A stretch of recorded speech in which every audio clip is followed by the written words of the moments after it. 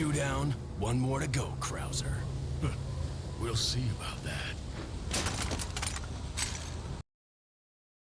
Now, at the time of this upload, Vampire sequel, in this case Vampire the Masquerade Bloodlines 2, is now 1 week old. And it's not looking good, because they just recently announced, yesterday at least, no, not yesterday, 2 days ago, they'll be shutting down in less than 6 months, April 28th, 2026. Now, before we get into Veridark's video, I don't know if Veridark knows that. I just mentioned it, just in case if Veridark doesn't know. Just so you know, there are times when you watch this video, you have to pause for a bit and then let the buffer go through first, because it bufferings every time. Developers out there who are not making games for the sake of entertainment, they are using games as a vessel for propaganda, and unfortunately we typically see that with sequels and continuations of beloved and established and series. remastered. And Vampire the Masquerade Bloodlines 2 recently came out, and it is doing completely awful.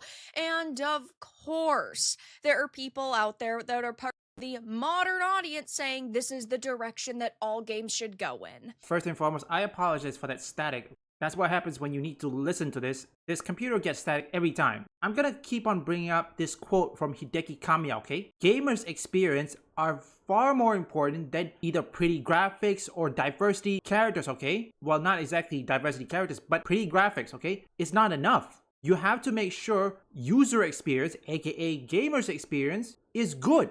If the gamer's experience is worse, why bother? Now we know that the modern audience is comprised of maybe a couple hundred people, if I'm being generous, because the other individuals that could be lumped into this group do not play video games, they do not care about entertainment, they simply care about certain industries they view as being male-dominated being ruined, and that's why they're so hyper-fixated on the video game industry. They think that, oh my gosh, men still rule this industry, and they need to make way for the diverse individuals, and we've definitely seen a lot of companies buy in. Okay, first off, the real thing is because it's not just male dominance, okay? Look, let's throw this whole male dominance away, okay? Listen, the reason is game was made by nerds, okay? Nerds who love video game. Only the thing is, back then, gaming was never mainstream. When gaming became mainstream, that was when things changes, because, okay, for certain the pros are the money comes through, a lot of money, tons of it, but the cons is that when gaming became mainstream,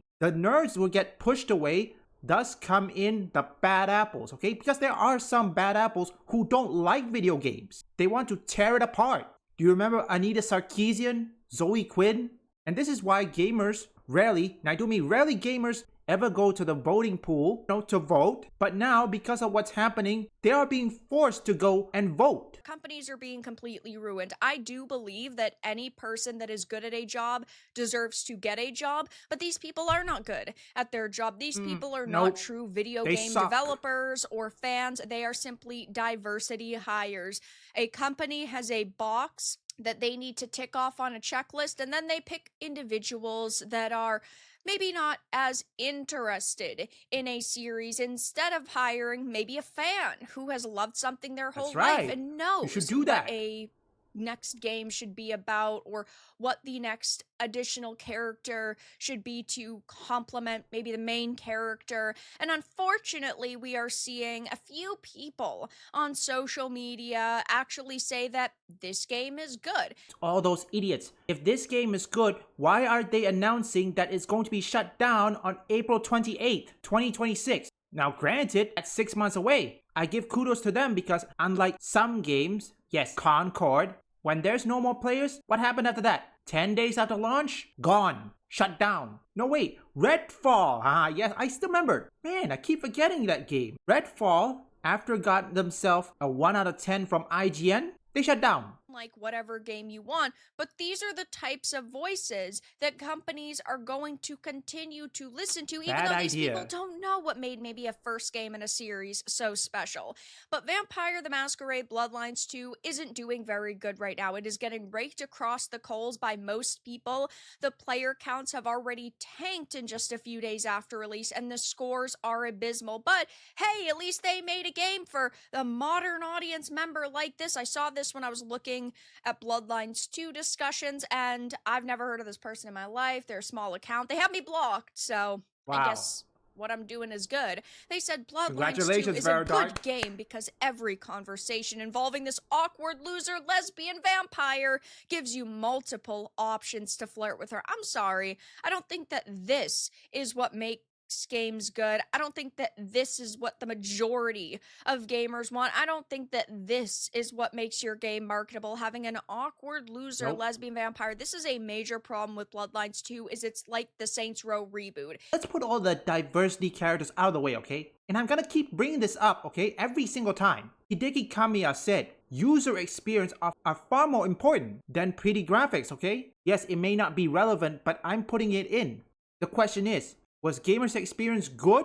That's the real question. And also, oh yeah, I remembered. I overheard some Steam users said that the game supposedly has an autosave after you complete, say, a side quest or anything. But it turns out the autosave didn't save it. So why is that? Cringy, zoomer, maybe even millennial dialogue. And as a Gen Z individual myself, I do think that there are a lot of Gen Z individuals that are actually pretty based, but those are not the people that these companies are hiring. They decided to hire activists because, again, they check boxes off on a checklist so they can screech to the world, oh my gosh, our company is diverse. We're doing everything right now. I know Bloodlines 2 has gone through development hell. It's been in development for 20 years at this point. It's gone 20? through multiple iterations, but at the same time, we're still talking wonder. about people that are writing that should be able to come up with a cohesive story. It might not be the best visually or aesthetically. It might not have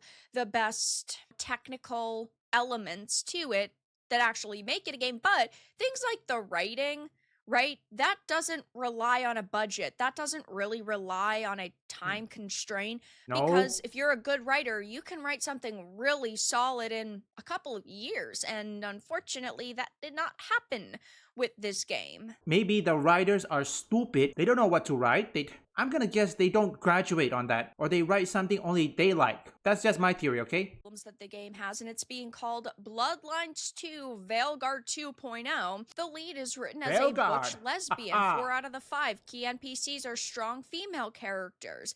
You have a sidekick who is slightly better written, but he never shuts up 5 minutes in, and you want him staked. The writing is unbearable. NPCs do not stop lore dumping because the devs assume the modern audience has never heard of Bloodlines. Like, we are just talking about problems after problems after problems, and it's honestly so sad to see because you had so much at your disposal. You had so many cool elements, but they decided to throw them all away in order to modernize this. And this is why the player counts are abysmal.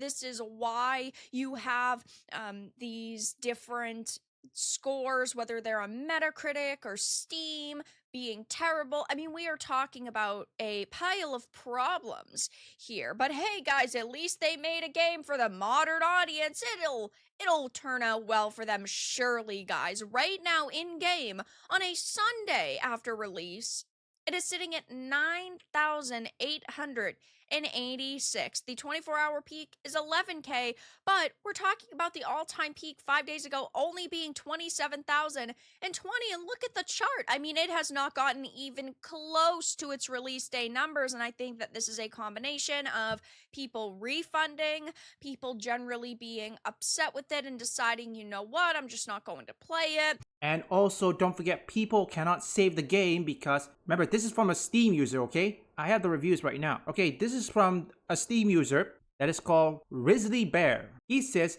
how are you going to make an autosave game where it shows the autosave icon after completing an entire quest, then act like it never saved? That person says the autosave works, but it turns out the game didn't save it, meaning their autosave was broken. People simply getting bored of it because there's no way that they had already completed it, 24 hours after release and it hasn't even gone back over 20K.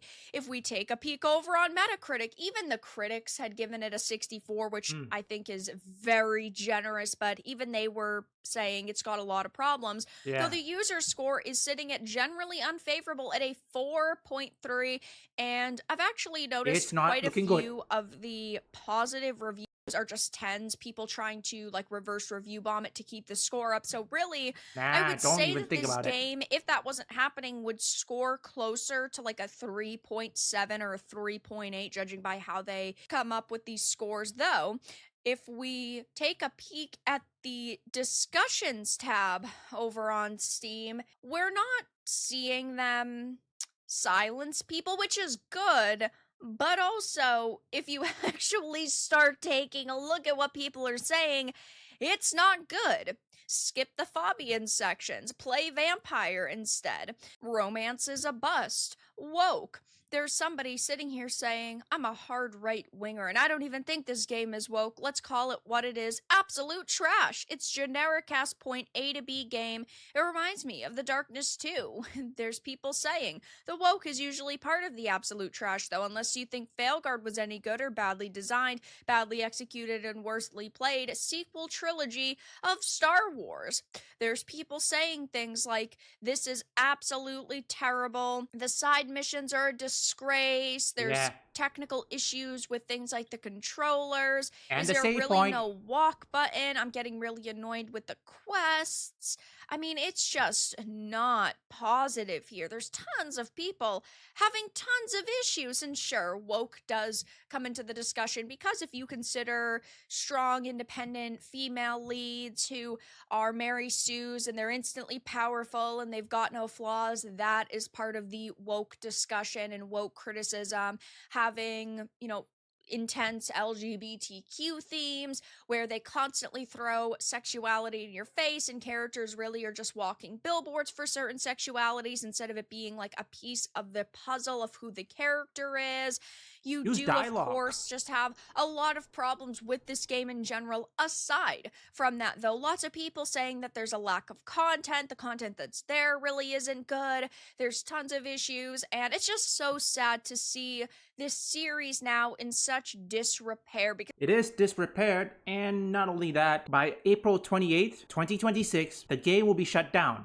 I don't know if they're going to repair the game, because honestly, I've wanted to check this game out, but when I've heard there was a problem with the autosave, yeah, no thank you. How is it you're going to play a video game if you cannot save your game? Unless, of course, if you're speedrunning, which that's a different thing. 100% certain that this game, Vampire the Masquerade Bloodline 2, is not like, 10 hours long or maybe 5? So I don't think speedrun's gonna do. I'm more so someone who saved their games, okay? Always remember, user experience, or in this case, gamers' experience, are much more important, okay? Regardless whether you want to put diversity characters or not, the question is, all gamers wanted to ask, is the game playable? Is the story good?